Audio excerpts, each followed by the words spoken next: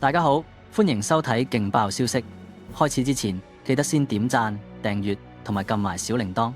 影壇巨星四哥謝賢離世嘅消息震驚全港，享年89歲。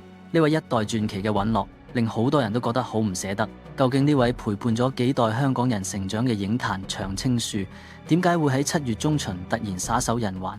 而佢嘅後事又點解處理得咁低調同匆忙？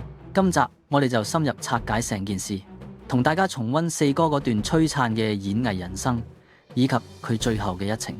謝賢離世嘅消息喺7月20日傳出，之後證實佢喺7月16日已經因為肺炎離開咗我哋。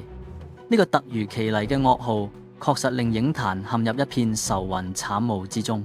呢位入行超過半個世紀嘅影壇巨星，可以話係好多代香港人嘅集體回憶。佢嗰種由內而外散發出嚟嘅瀟灑氣質，確實係演藝界嘅傳奇。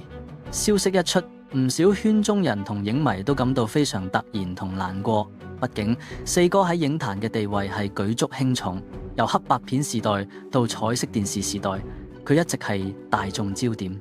今次佢走得咁突然，其實都有跡可尋，因為呢幾年佢身體狀況一直麻麻，肺炎成為咗佢生命嘅終點，令好多人唏噓感慨，覺得一個時代嘅終結真係嚟得太快，令人措手不及。好多影迷都只能夠透過以往嘅經典片段去回味佢嗰份獨有嘅風采，永遠記住佢喺銀幕上嗰種迷人魅力。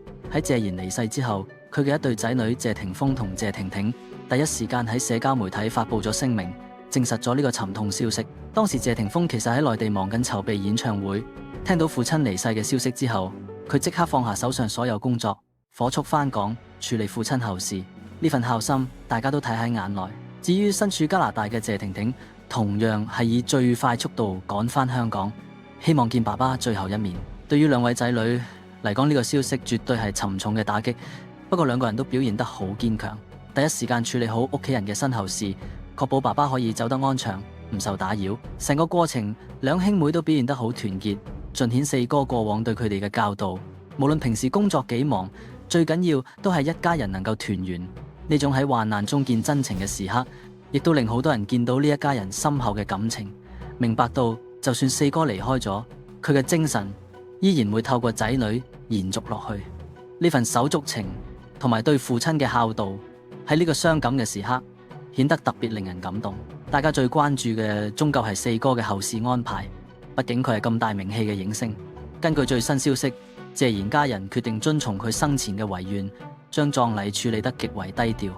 7月20號嗰日，前妻狄波拉同仔女謝霆鋒、謝婷婷現身和合石火葬場，過程非常簡單，冇大排筵席，亦冇邀請傳媒採訪。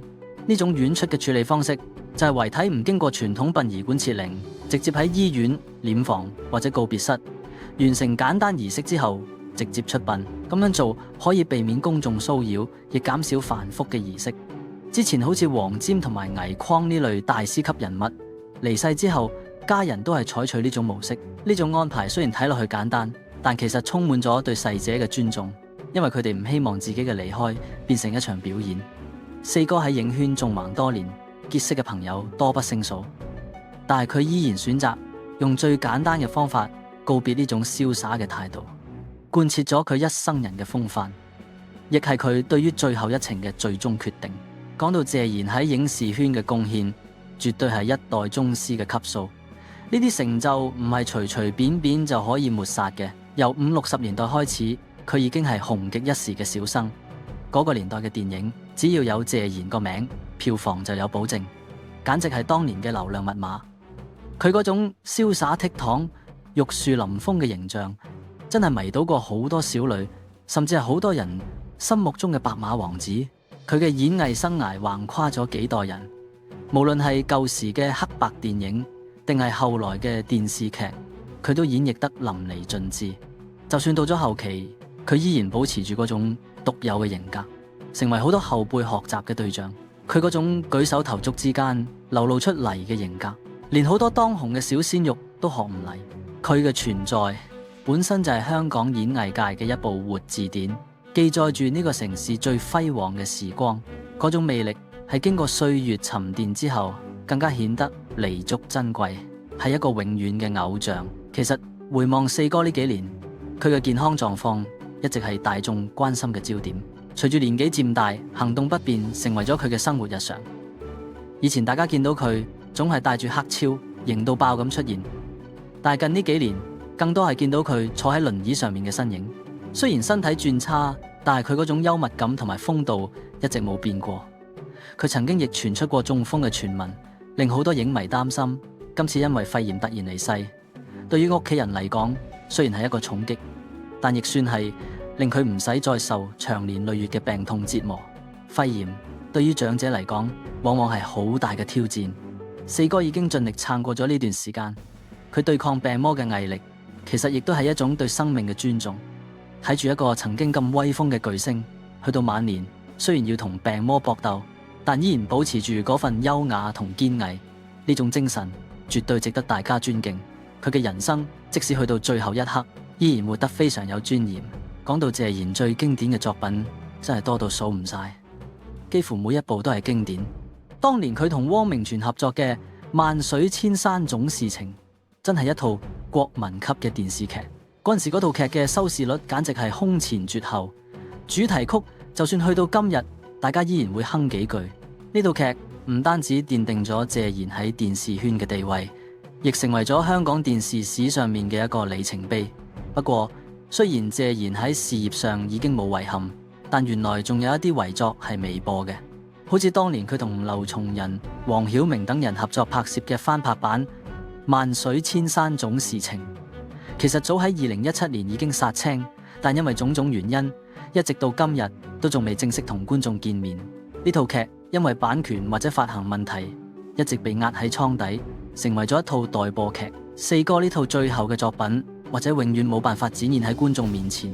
如果真係有機會播映，或者係對四哥最好嘅致敬，呢樣嘢對於影迷嚟講真係幾可惜嘅事。大家錯失咗欣賞佢演繹經典嘅機會。謝賢離世嘅消息傳出之後，唔少圈中人好似佘詩曼、張柏芝等都紛紛表達咗懷念。佘詩曼亦提到之前同四哥合作嘅點滴，大讚佢敬業、幽默，而且好有風度，話喺片場見到佢永遠都係咁精靈。張柏芝雖然已經係前媳婦，但係亦喺社交媒體轉黑頭像，用自己嘅方式低調悼念呢位前老爺。呢種無言嘅懷念，比起任何言語都嚟得更加感人。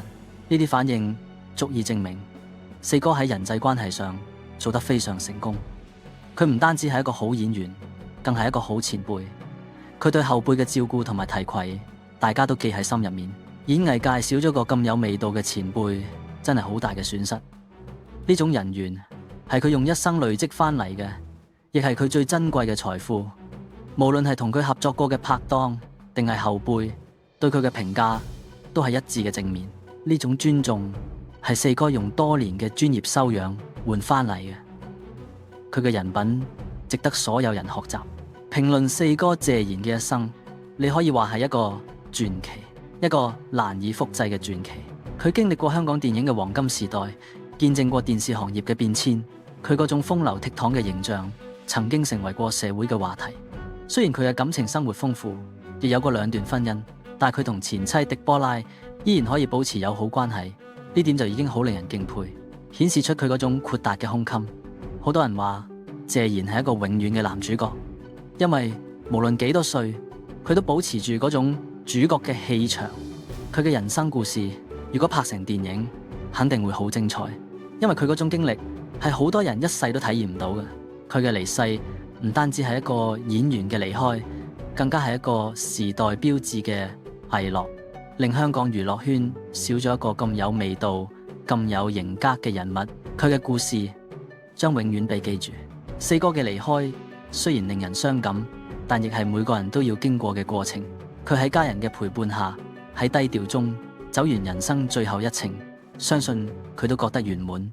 對於佢嘅子女嚟講，雖然爸爸唔再喺身邊，但係佢留低嘅精神同埋回憶，永遠會係佢哋最強大嘅支持。香港影壇因為有謝賢，先會變得咁精彩。佢嘅型格，佢嘅演戲風格，都已經深刻喺大家嘅記憶入面。就算佢已經離開咗，但係佢依然活喺每一部經典作品入面，依然活喺每一個中意佢嘅觀眾心中。佢嘅傳奇會永遠印喺每一位香港人嘅心中。呢份傳承先係最重要嘅。